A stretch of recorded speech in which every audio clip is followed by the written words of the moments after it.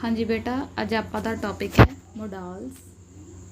Modals नूं समझण लिए मोडाल्स है कि मोडाल्स है हैल्पिंग वर्ब, ऑक्सिलरी वर्ब ਜਿਹੜੀਆਂ कि ਅਸੀਂ इस्तेमाल करते हैं एक सेंटेंस ਦੇ ਵਿੱਚ डिफरेंट सिचुएशन च।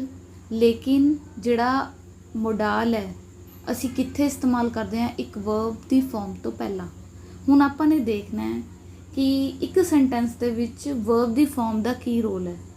चाहे आपां इहनूं पहला पढ़ चुके भी वर्ब की फॉर्म की हुंदी है, चाहे नहीं पढ़िया, चाहे थोने पढ़िया था थोनू समझ नहीं आया, एक बार फिर आपां करांगे कि वर्ब की फॉर्म की हुंदी है। वर्ब की फॉर्म सब तो इंपॉर्टेंट हिस्सा है एक सेंटेंस का। वर्ब जिहड़ा की हुंदी है किरिया, जिन्हों आपां पंजाबी च कहने किरिया, कोई भी काम नूं करना वो हुंदी है किरिया।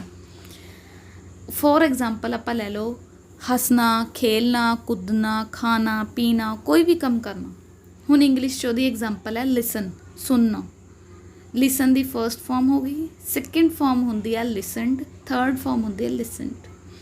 वर्ब की फर्स्ट फॉर्म दे नाल ING लिसनिंग बन जाता है, उहदा हुंदा है मीनिंग सुन रहा।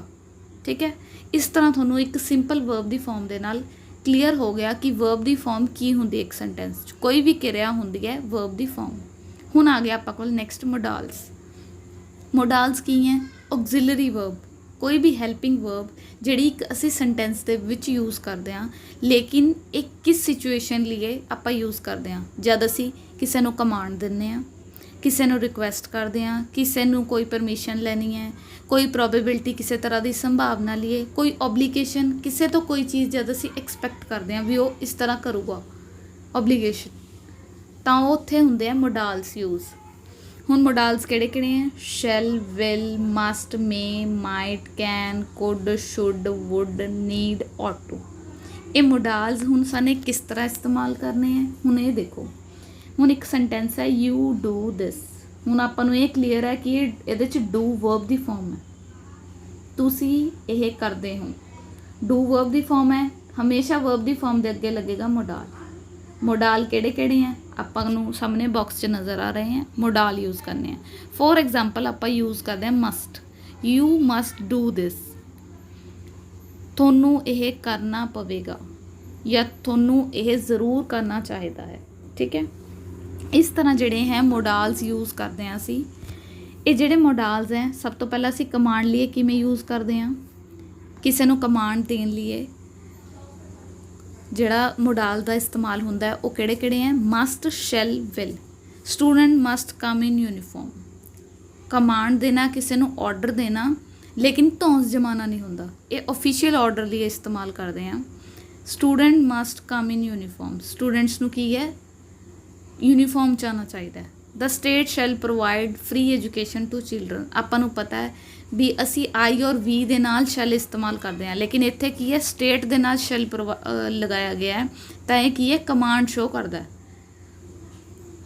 इस तरह कमांड दी दो एग्जाम्पल हो गई। उस तो बाद विल, इस तरह असी विल का इस्तेमाल करते हैं। कोई भी सिंपल सेंटेंस हो सकता है, you will reach office tomorrow at 10 AM। ये भी ऑफिशियल ऑर्डर हो गया भी थोड़ा सुबह को 10 बजे ऑफिस पहुँचना ज़रूरी है, धौंस जमाना नहीं हैगा, है कमांड है, सिंपली ऑर्डर देना पोलाइटली। हुण नैक्सट की है, उस तो बाद आ जाती है रिक्वेस्ट, कमांड तो बाद रिक्वेस्ट। हुण रिक्वेस्ट के लिए असी यूज़ करते हैं कैन, कुड, विल, वुड और मी।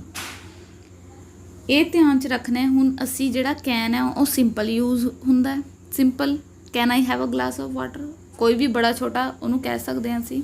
जिहड़ा कुड है उन्होंने प्यार नाल पोलाइटली बोलण लिए इस्तेमाल करते हैं, जिहदे नाल साडे मैनर शो होंदे हैं। Could you help me please, जिवें आपां नूं प्यार नाल कहिए भी मेरी हैल्प कर दो।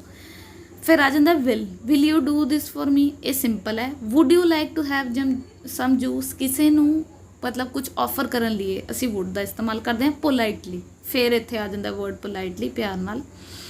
मे आई कम इन सर, मे आई सी मिस्टर गुप्ता, किसी तो कोई परमिशन रिक्वेस्ट कर रहे हैं भी तुस परमिशन लैन वास्ते। इस तरह नैक्सट आ गया साडा पॉइंट परमिशन। जब असी परमिशन लैनी होंदी है तो कैन, कुड और मे का इस्तेमाल करते हैं। कैन आई लीव नाउ, कि मैं जा सकदा हुण, ਕੁਡ ਆਈ ਯੂਜ਼ ਇਟ ਨਾਓ ਜ਼ਿਆਦਾ ਪੋਲਾਈਟ ਹੋ ਗਿਆ, ਮੇ ਆਈ ਕਮ ਇਨ ਇਸੇ ਤਰ੍ਹਾਂ ਪਰਮਿਸ਼ਨ ਵਾਸਤੇ।